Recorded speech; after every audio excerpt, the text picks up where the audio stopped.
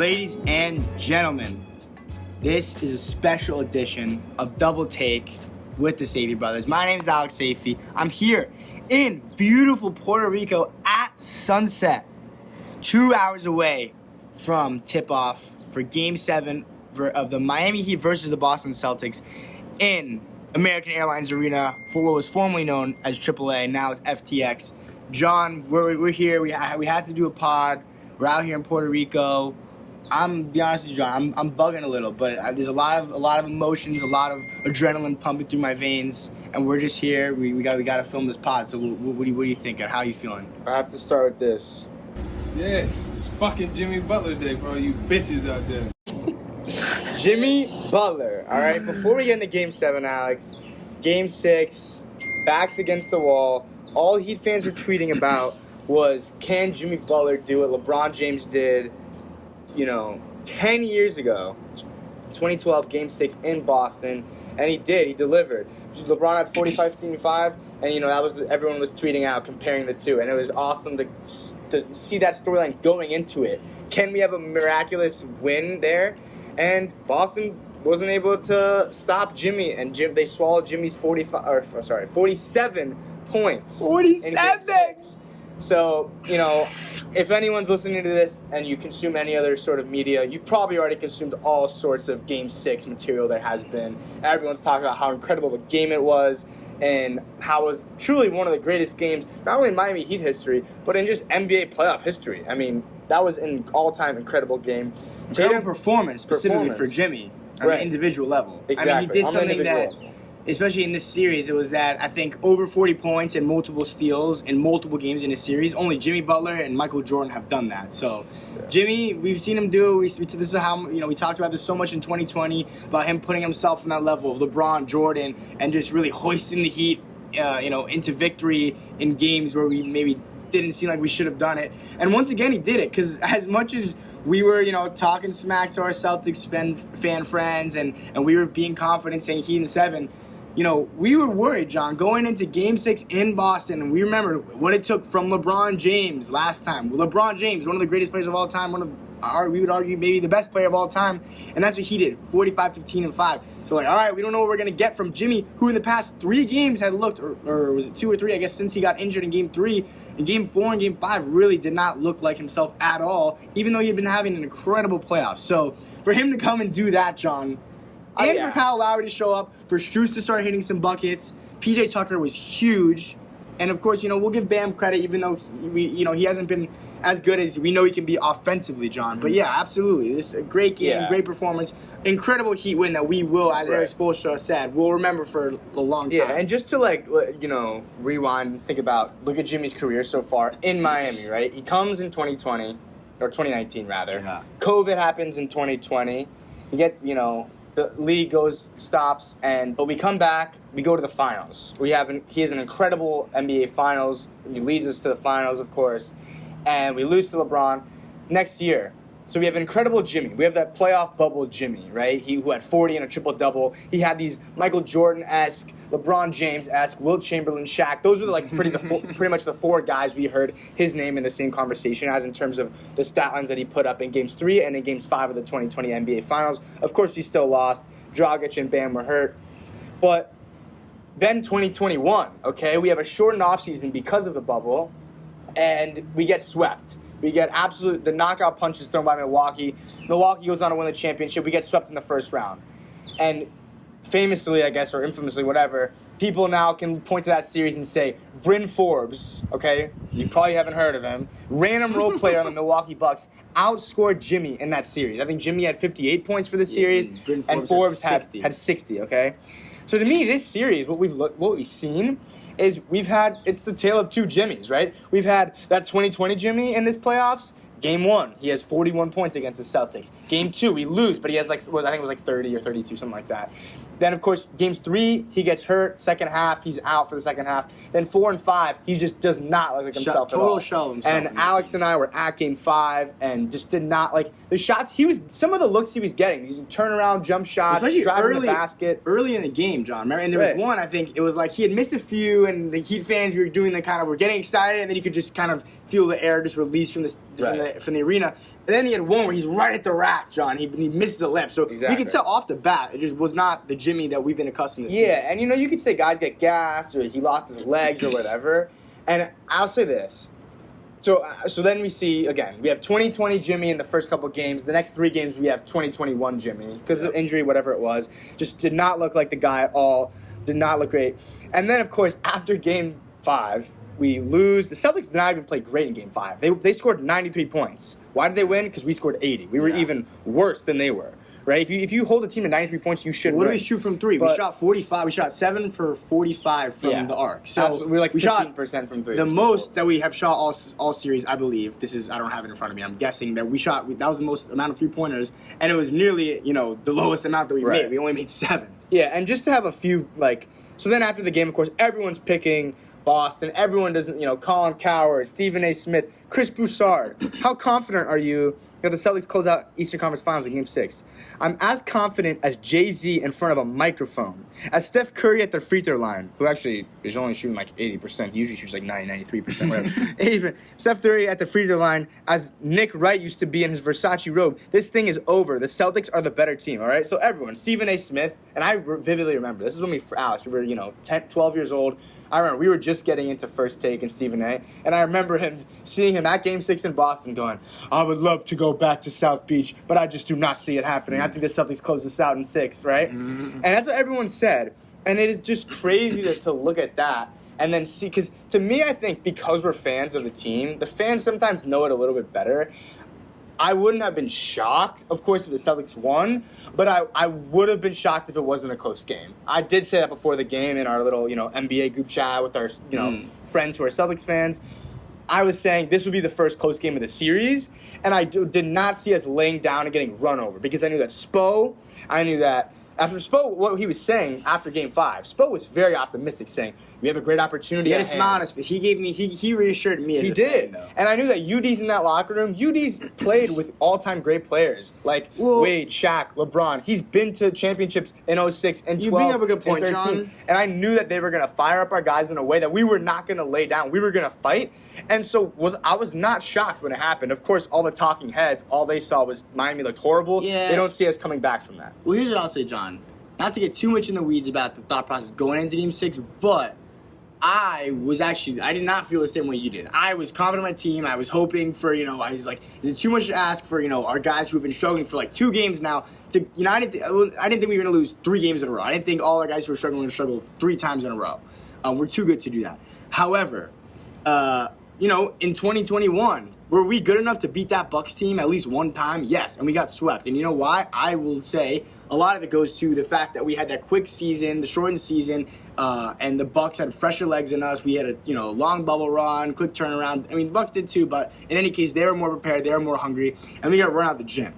So after what I saw in Game 4 and Game 5, one of the things that I was saying after Game 5, we were saying in our Heat friend group chat was, screw Peyton Pritchard. He grabbed Jimmy's leg, and then Jimmy re-hurt his knee, and then since then, Jimmy just hadn't been the same, right? So in my opinion, it was more of it wasn't like a, can we do it? It was, are we capable? It was, our guys are all banged up. We had, I don't know how many, 6, 7, 8 guys that were questionable going into each of those games, and they ended up all playing, right? But it was like, you could tell. These guys were not healthy. So I was, hoping for the best, but I was also thinking, okay, could this get ugly? Could the Celtics kind of run away with it the way they had run away with Games 4 and 5?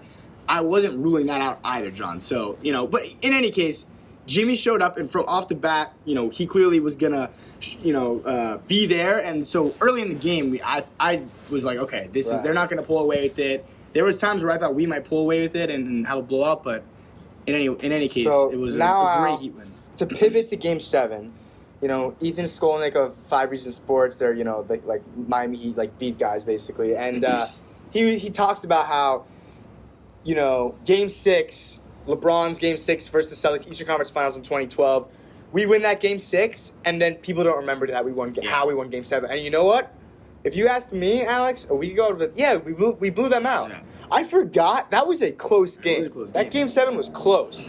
But it just shows my confidence level, like, after the Heat won Game 6 in Boston, coming back after LeBron did that, I was like, there's no way this Celtics team, wins that Game 7 in Miami. And meanwhile, Doc Rivers, I went back and watched some, videos, and there's Doc Rivers in the huddle going, it's championship or bust. They're trying to motivate the guys. So it was a close game. They were there. Well, of course, we pull away at the end, but it was a close game into the fourth quarter. Similar, Game 6 versus the Spurs in 2013 NBA Finals. Ray Allen hits that shot. We go to overtime. Did you ever doubt that we were going to lose that after we forced the overtime? Did you doubt that we were going to lose it? I did. People forget what that Game 7 looked like. It was also a pretty close game. I remember, LeBron's, his jump shot. That was, maybe Heat fans remember that closely, but people don't remember the Game 7s. And something that Skolnick was saying was, you win the Game 6, the Heat are should roll to win this Game 7, or at least should have the momentum now.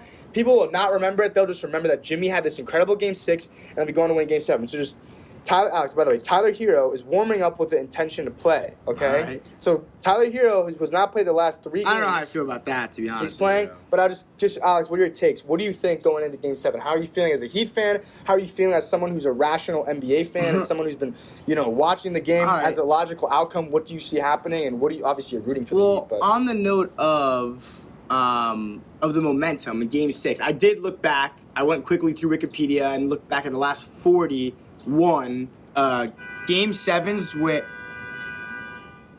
the last 41 Game 7s, and I was like, all right, let's see how many of these Game 7s did the winner of Game 6 win that Game 7. What year was the 41st Game 7? I went back all the way to 2010. Wow. So there was 41 Game 7s since 2010? Yeah. So 12 years, 41 Game 7s. That's a lot. And 21 of them had won Game 6. So it's about it's really insignificant. But 50%. You can see in some of these series, like we just saw it, I think 2 times, right? We just saw Luka win Game 6 in Dallas and then go to Phoenix and win it. What was the other Game 7 that we had? Oh, we had Milwaukee and we had Boston. Go into Milwaukee, do what we're hoping to do. Went into Milwaukee, Tatum drops 46, I believe. Right, we just had Jimmy Butler drop 47 in Boston, and now they're going to come back. They went back home and closed it out. And so, in this series, here's one scenario I could see happening, John. Well, I'll say there's two kind of things that are going back and forth in my head. One, you look at this Boston team between Tatum, Horford, Brown, Marcus Smart, the kind of the core of this team that's been together for what now? I don't know, 4 or 5 years or so. Since Tatum was drafted, and even 2018. Even if you include the years where before Tatum was drafted, where Brown was playing in the conference finals, these guys have been in multiple conference finals. They've even all played in the Game 7 in the conference finals. They've never played in a finals game. Since Brown was drafted, this is their 4th one. They lost all 3, so 17, 18, and 20 in the bubble. And then since Tatum was drafted, they had 18 his rookie year against LeBron and the Cavs, 20 in the bubble to us, and now this is their 2nd one. Or 3rd one, rather. And, we talk a lot about with these young teams, their window. And it's like, they're young, they're ahead of schedule, they'll have time. We said it a lot with OKC. And before you know it, the window's closed, Before you know it, you might be young, you might be ahead of schedule, quote unquote. You might be in the conference finals, in the finals when your guys are still 24, 25, below 25 years old. And you're saying, we're great. The next couple of years we'll definitely do it. But the window gets shut faster than you think it will. And so I think one aspect that I'm thinking of is the Celtics don't do it now. When will they do it? This is pretty much really lined up beautifully for them. They went up 3-2. They could have closed it out in Boston. If not, they're still favored in this game. Miami, we're an older team. We've been banged up, right? And this isn't a team, this isn't LeBron. This isn't, 19-year-old Tatum going up against LeBron James, no matter who is on that Cleveland roster, right? So this is a chance for them to really just finally, say, all right, we're here. Whether or not we beat Golden State next round, we can do it. On the flip side, John, the other, this is more of the Heat fan in me. I'm kind of looking at it saying, Tatum's played the most minutes in this series. He's one of the younger guys in the series, right? So he should be built for it. But he's played the most minutes in the series, and he hasn't been the most consistent guy either. Not to mention, they just had to fight a first-round series. It was a sweep versus Durant and Kyrie. I would say that's not an easy sweep to pull off. I think it was. I think it was. Agree with you there. Next round, though, you go 7 games with Giannis. Okay? So now they're going 7 games. How hard is it to win 7 games and then go back-to-back 7 games? Especially tonight is in our building, in Miami, John. And so, you know, for whatever that's worth, there's also I just read an article, so there's a million different angles to look at this. But I also just read an article on ESPN about how the more like back in the 90s, home court meant a lot for Game 7s. Like the majority of the time, Game 7 was played in the 90s or the 80s. The home team won. Now, as you get closer and closer to where we are now, it's like been going down and going down. So home court has less of it's less of a factor, plays less of a role. But I think when you're playing against a team that's, they're still younger, they're not proven totally yet, and they have just come off another 7-game series. Will they be gassed? Will we be gassed? Which team is going to get the edge? It could be, home court could, be the deciding factor in it. So there's kind of those two perspectives that I have, and my bias will cause me to lean more towards one than the other. So that's kind of my take on overall going into Game 7. But we can maybe get into more details of how do we think, what's the path towards the Heat winning? First, right? So what do you think has to happen? First, I have a lot of thoughts on what you said. First thing, I think your point about the window is very interesting because they're very young. Brown is 25 years old. Tatum is 24 years old. Even Smart, I thought he was 19. Even Smart has been around for a while now. Smart's only 28. Okay, so he's still, he has till about 31, 32, and still we see him maybe teeter off, but he's a role player. So you look at those guys, you say that, and you compare. Look at OKC Thunder. 10 years ago, went to the NBA Finals, #1 seed, were favored against Miami.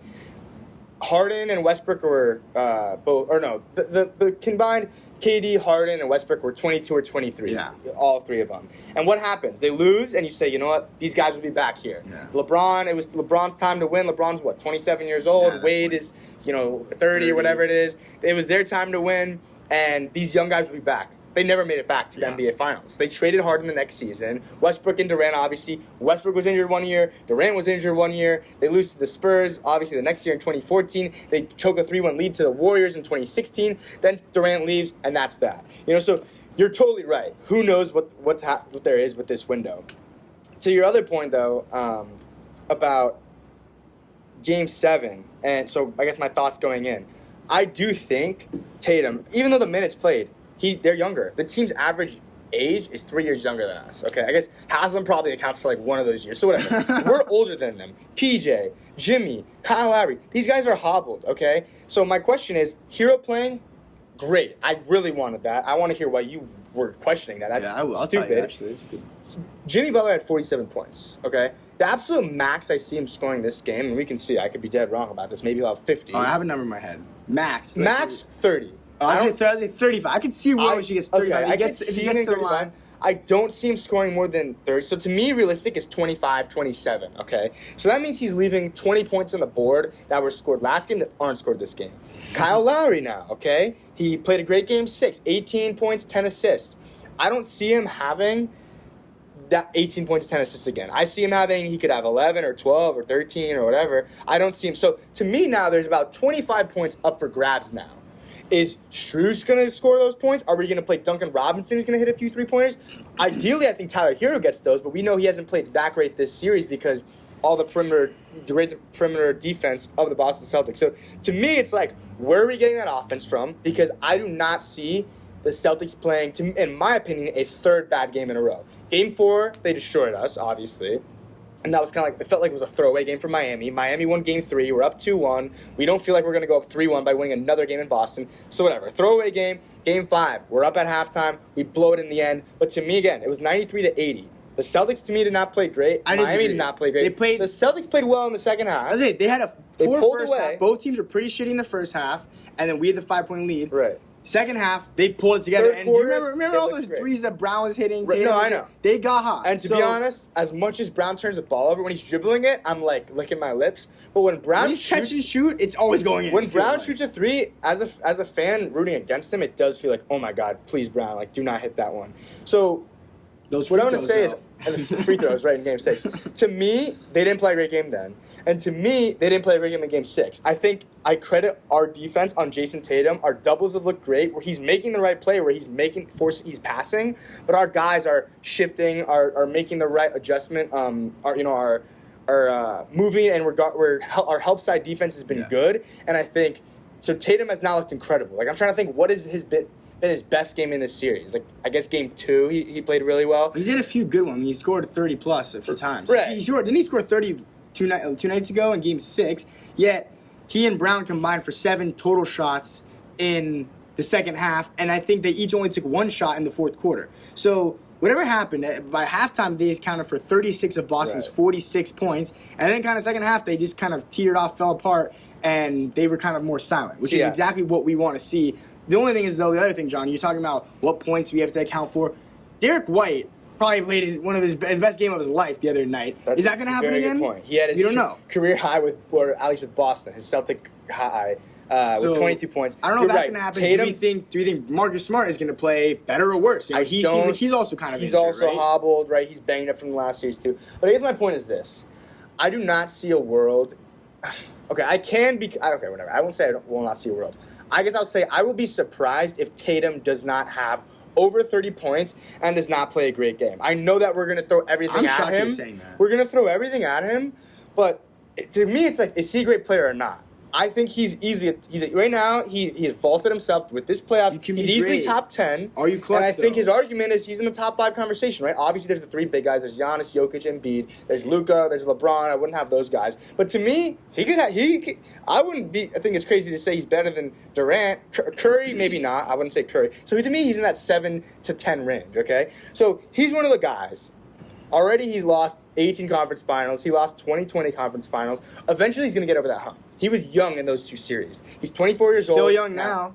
He is. But to me, this is his time. As much as I would love to see Jimmy Butler take the Larry Bird trophy, oh my gosh. The trophy that is named after what some people will call the greatest Celtic of all time, the Eastern Conference Finals trophy, the first one ever in NBA history. I would love to see Jimmy Butler do that against the Celtics. More than that, I just don't want to see one of those fuckers. I'll say this. I think part of that, Tatum, listen, he was drafted by the Celtics. He wants his jersey number 0 hanging from the rafters. He wants that trophy. That's a little extra motivation. And to me, I just think he's going to play great. I do think that. What are we going to get from Brown, Smart? I don't know. We'll see. I could see him, like, I get you with like how talented he is and how great he is. But guess what? We've seen talented and great players choke. We've seen, look, just last series. It looked like that Phoenix team. There was no way that they were. We thought the fucking result would have been the opposite. Phoenix blowing out Dallas. Right. Yet somehow Chris Paul, who's old, whatever, and Devin Booker and the rest of their team just forgot how to play basketball for 4 quarters. But one is Booker is not Tatum. Tatum's much better than Booker. I think Booker is overrated. I think that team was really well constructed. Great regular season team. They were well rounded, and I think it was such a fluke that they lost in some games the way that they did. But also, Chris Paul, he had horrible games 3 and 4 because why? He turned 37 years old. Yeah. Since he turned 37, it's actually crazy because I think it was right after his birthday was right when he started to decline. He must have been in a little bit insane. So whatever. Who knows what was going on in there? But to me, this is different. Again, Tatum in his prime, he's played his bad games. In 2020, he had a bunch of bad games, and even in this playoffs, he's had a lot of bad games as well against Milwaukee, against us. But you know what game proved to me? To me, this was like, okay, certified top 10, and I'll give you 7 if you want. 46 points in Milwaukee. They're down 3-2 after a heartbreaking loss in Game 5. Okay, and the Miami, our loss was, I would say, less heartbreaking than that one because. Yes, we were up at halftime, but they were up with, a minute to go, they were up 6. It was like, 105-99, 3-pointer by Giannis, 3-pointer by Jrue Holiday. Marcus Smart coughs it up a bunch of times, and Bobby Portis gets that putback off the missed free throw by Giannis, and boom, the game like that was gone, okay? Tatum responds by having 46. To me, that was what LeBron did. 10 years ago, 45, 15, and 5 in 2012 Eastern Conference Finals. What Jimmy did. Tatum did that, and now Jimmy just did it too. So Jimmy's that guy as well. But to me, Tatum said, I'm this guy. I'm not letting my team lose. And then, of course, he gets it home to Game 7. And what happens? Grant Williams and the role players of Boston and Peyton Pritchard, they take care of business. Well, so to me, Tatum is going to show up. I don't know about the role players. That's fine. And that's a good point. And I think that, we're going to get from, let's assume we can get that from Tatum. Let's assume Brown has at least a B-plus game, right? Defensively, those guys are all still on point. But I think similarly to how we talk about role players, I'm thinking of Game 5, 2012 NBA Finals, Mike Miller comes out, has 7 threes. I'm thinking Game 7, 2013 NBA Finals, Shane Battier has, I think it was 6 threes, right? So this is totally me being in my, Heat fan, whatever, like, I think there's something magical about Game 7s, and John, can we can't remember a Game 7 being lost in that building for the ones that we've watched since for our basketball fan lifetime. Yeah, we lost in Toronto. That was the only one that Spoelstra's lost. You know what? He's 4-1. You know what player I think of with that Toronto game? What? Bismack Biyombo. Yeah, Ew, gross. So anyway, it could be anyone, John. Could I see a world in which, going over the Celtics, like how Grant Williams somehow out of nowhere breaks a Game 7 3-point record, right? Could I see Max Strus, who just found his stroke last game, hitting that ridiculous 30-footer, and then starts to see them go in a few more? Could Max Strus hit 5 threes? Could Victor Oladipo go off and have a 20-point game and really clamp up on Brown and whoever else he's guarding? Could I see Gabe Vincent having 4 threes? Could I see Lowry, who right now, we're not expecting that much from him? But guess what, John? I saw a few videos of him. He's the first one on the court tonight before Game 7, getting shots up, right? So could I see any of these guys kind of going out, having this weird anomaly game where they hit so many threes? So I kind of trust in our role players. I guess, why don't we talk about Tyler Hero for a little bit? I'll tell you what I think about that. I think one thing about the Heat this year is we have a lot of guys. We have so many guys, and it's been hard for Spoelstra to figure out who should I give the most minutes to. There was a time in the playoffs where it looked like Oladipo wasn't even going to be in the rotation. Then people get hurt, whatever. He's back. I think Jimmy got hurt. Now Oladipo's starting. So back and forth. 2 guys off the bench who have been really good for us is Oladipo and Vincent. Both ways, John. Have they been, playing both ways every single time? No. Have they had games where they've, been really good on defense and given us a good run? Or where they've been really good on offense? Yes. Can Tyler Hero do that? I don't know. He hasn't been hot all playoffs long, and I know for a fact that he's not going to bring defensively what Gabe Vincent or Oladipo do. So if Tyler Hero comes in and he's taking away Duncan's minutes, I think I'm okay with it. But I also really want, could Duncan be the guy that comes in and hits 5-6 threes? He could, in my opinion. Duncan's due for one of those games too, John. Just to talk about Duncan's minutes. So he played 5 minutes in Game 6. Okay, Spo gave him those 5. He was -6 in the plus-minus. He got 1 3 off. Missed. He had 2 fouls. Okay, so I think defensively there, I think that was the issue. So our other guys had to get his help side so often. They were obviously they're going to matchup hunt whoever the weak link is. Duncan obviously is the weak link there. You look at the other 3 guys we pull off the bench. Our lineup was it was 8 guys. Duncan was the 9th. It was Oladipo, it was Vincent, and it was Martin. We played PJ Tucker at small ball center when Bam wasn't playing. Right for the 7 minutes, Bam didn't play. I guess Bam played 41 minutes. Yeah. So we would, if Bam wasn't playing, Spo would have a lineup where it was a small ball 5 and it was Tucker. Okay, just to look at 3-point shooting, Tucker was 2 for 2. Butler was 4 for 8. Shoot, I don't know if we're getting that again. Whatever. No, we probably won't. Lowry over under 2.5 threes tonight. I would say Butler can hit 2 threes tonight. All right. I don't see it. All right. Lowry 4 for 9 from 3. Okay, that's huge. Shoes 3 for 8. Caleb Martin hit 1, shot 1, made 1. Gabe Vincent 0 for 2. Oladipo is 1 for 4. So to me, the extra points where I said, there's an extra 20 points that need to be scored, Vincent had 2. Oladipo had 9. Martin had 5. I don't see Martin having more. Oladipo, he had 9. Could I see Oladipo getting 17? Yeah, that'd be a great game for him. To me, Hero's where that offense comes in. So although he even in his Game 3, right? He hasn't been good though. He hasn't. But guess what? He hit some timely shots right at the end, and the great Shane Battier, great role player of the Miami Heat. We love this quote that he once said: "It's better to be timely than good," because I remember he was having he had a few bad shooting games back. I think it was 2013, and then what happens? Game 7. He has 5 or 6 3-pointers. 6 3-pointers, right? He was 6 for 8 or something great. Right? Like you mentioned earlier, Mike Miller in Game 5 of the 2012 NBA Finals, another great 3-point shooting role player for the Miami Heat. He had 7 for 8. So you're saying Hero can be one of those guys that comes in and he's one of the bench players that we're gonna need, right? We're both acknowledging offensively. We need someone. Although he doesn't, someone's gonna be the standout tonight if the Heat are gonna win. To me, I'll say this. Give him the minutes you gave Duncan Robinson. If he looks horrible and you want to shorten the rotation, because it's really working what we have with the lineup with, you sit Kyle Lowry, you put Oladipo in. It's Oladipo, it's Caleb Martin, it's Butler, Tucker, and Bam. That's a great defensive lineup. And if you like what you have there, and you swap in Hero for Martin, or you swap in Hero for Oladipo, and you don't like the minutes you're getting on the defensive side, and Hero isn't,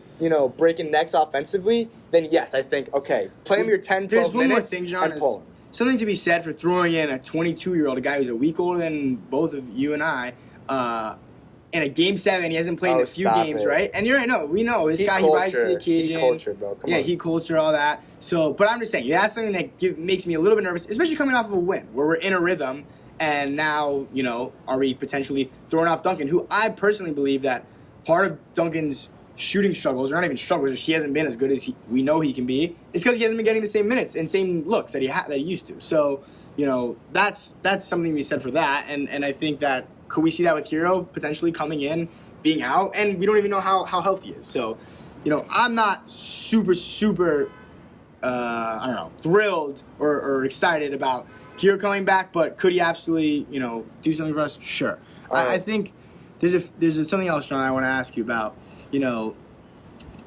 There's different outcomes we can see. We can see there's some different potential things happening in this game. Like, what if it's just a classic Game 7, both teams can't score, both teams are struggling. Who's going to win? Who's going to pull out that defensive slugfest, in your opinion? I'll say this. Game 3, for example, another thing is, I don't know, is Robert Williams playing? Have you seen him? Yeah, he's probably going to play. It's not 100%, but he's probably going to play. I think if there's the Game 3, great version of the Heat where Bam looked great, 31 points, and we win. Without Rob Williams. And then there's the Game 1 and Game 6 where Butler has 41 in Game 1, 47 in Game 6. So, to me, it's like, it depends what version it is.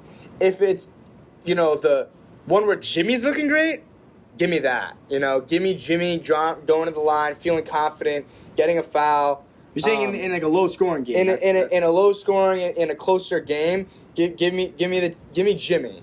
But I'm saying, like, if Jimmy's not there and it's a close game, which is what Game 5 looked like, right? It was ugly. We were up, but Jimmy was not playing great.